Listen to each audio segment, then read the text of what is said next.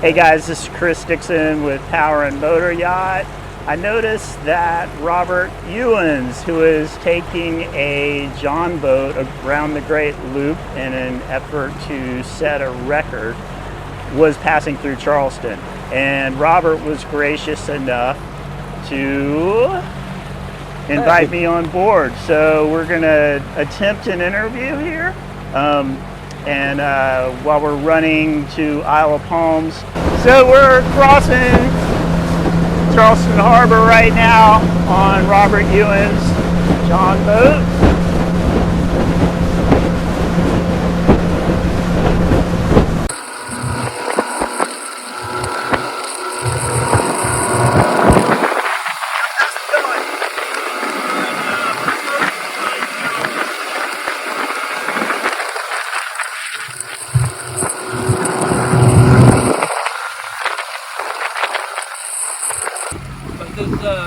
They were honking a horn trying to get my attention. There you go, right there. Hey, how's it going?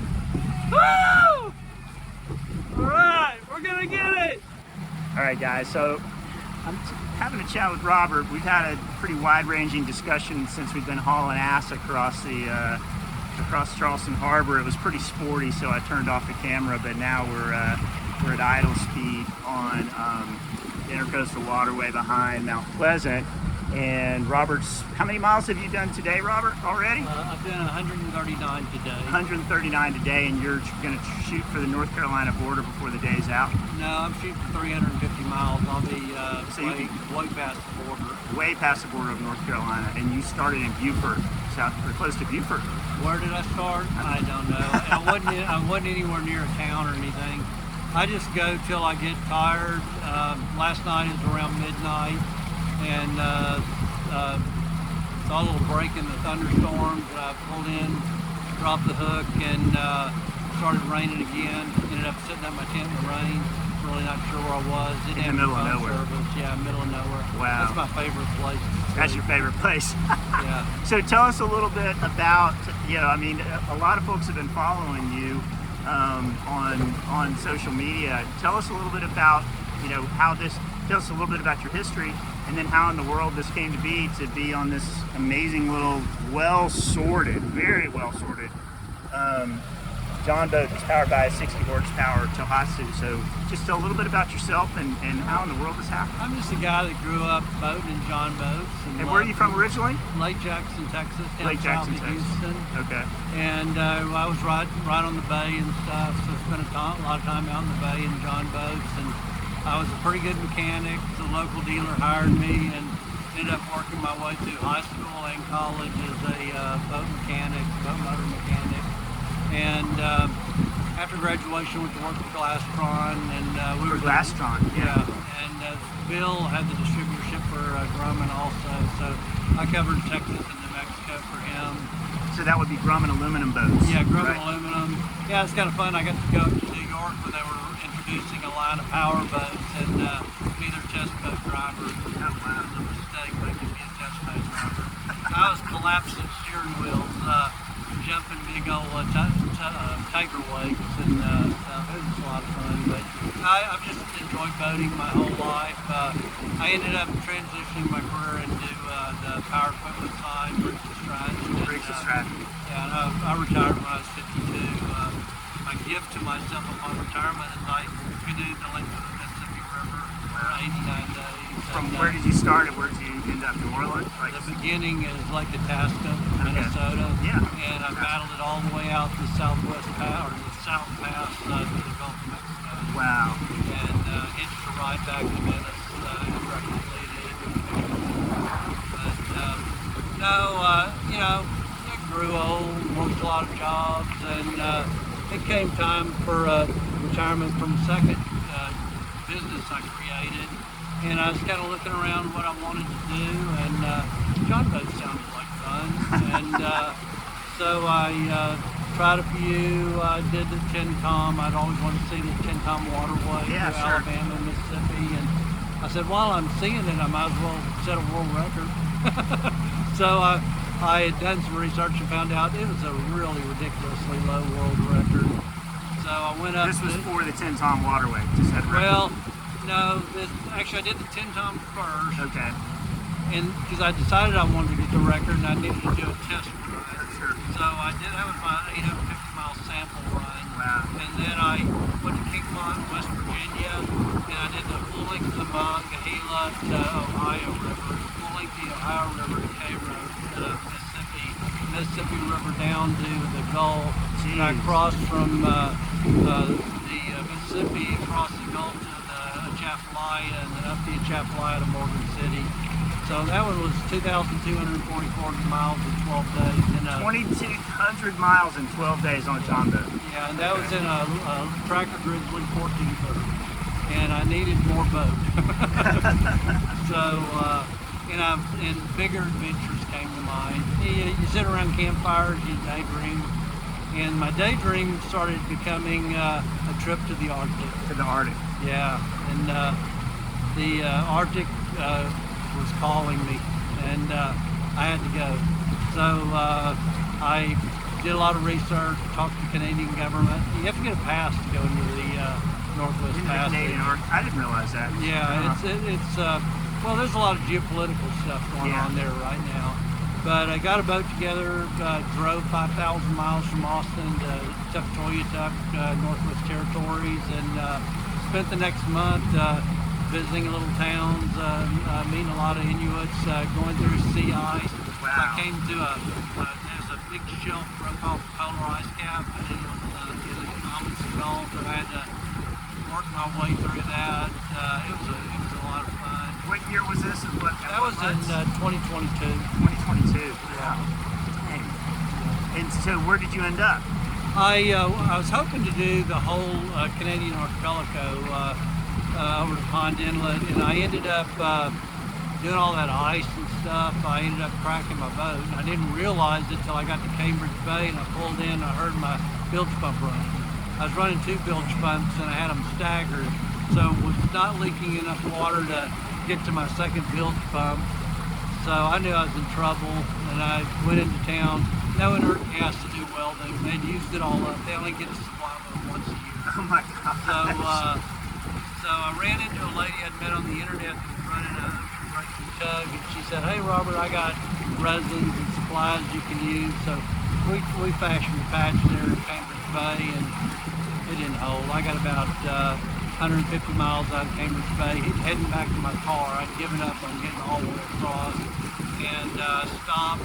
Well, this time I knew I had a big hole. My patch had come off, and I had trouble. And it's 150 miles back to Cambridge Bay, which is away from the car. Mm-hmm. There's a little town called Cooklettuck, 125 miles across the Coronation Gulf.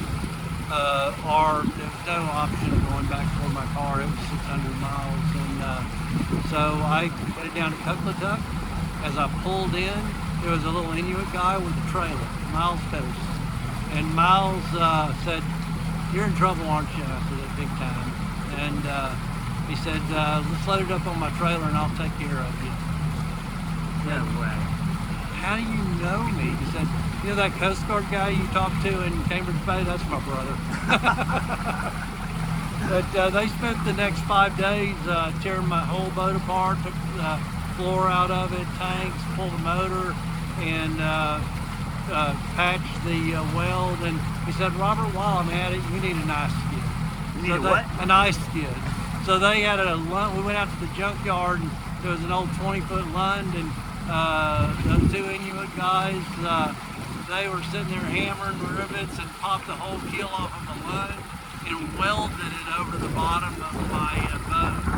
And Miles said, "We're going to build you an icebreaker for the trip back." Isn't that so cool? That's so cool. I've had the same thing happen on this trip where my seat broke, and I've had a number of issues, and every time people are wanting to help, and I pull in, and people are lined up just fixing things. So there's a great group of people around the boating industry that just want to help you continue your adventure. But Yeah, absolutely. so yeah, I made it home, the end stored, and then the next adventure was the Inside Passage.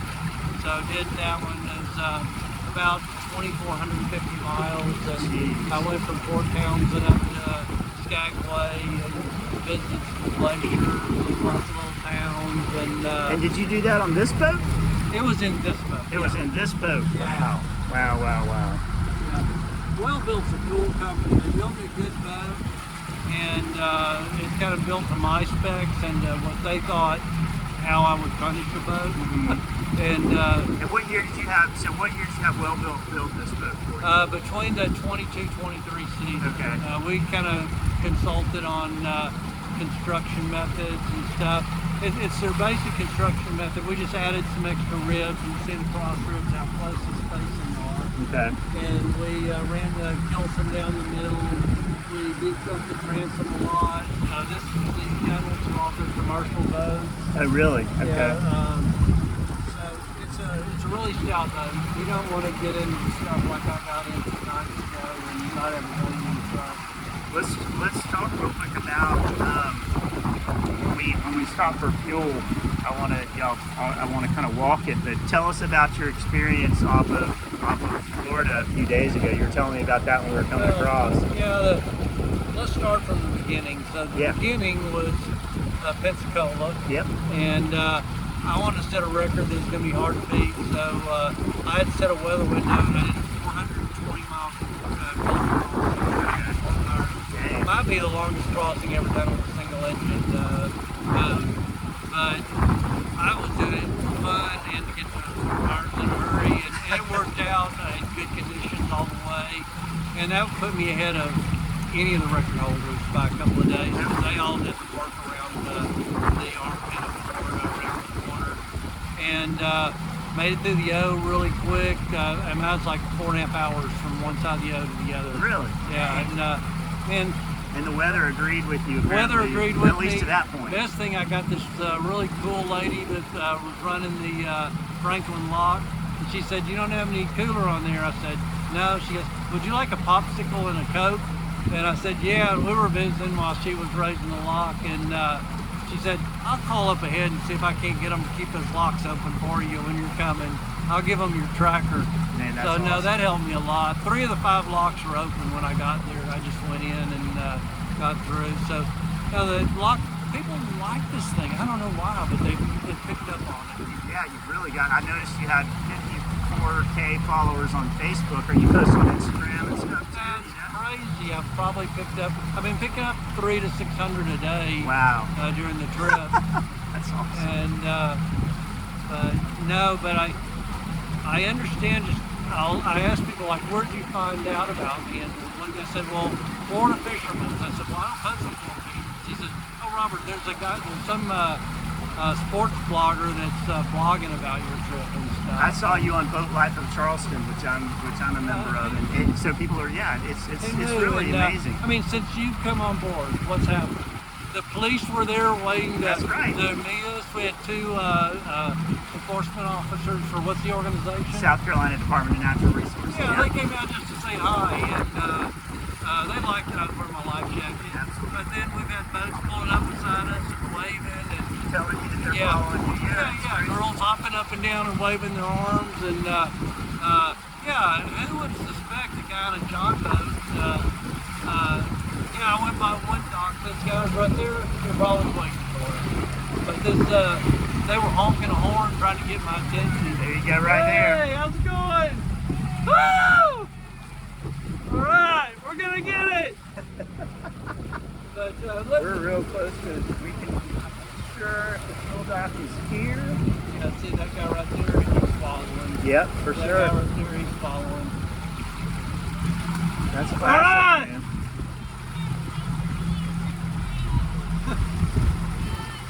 Okay, we're gonna get fuel here.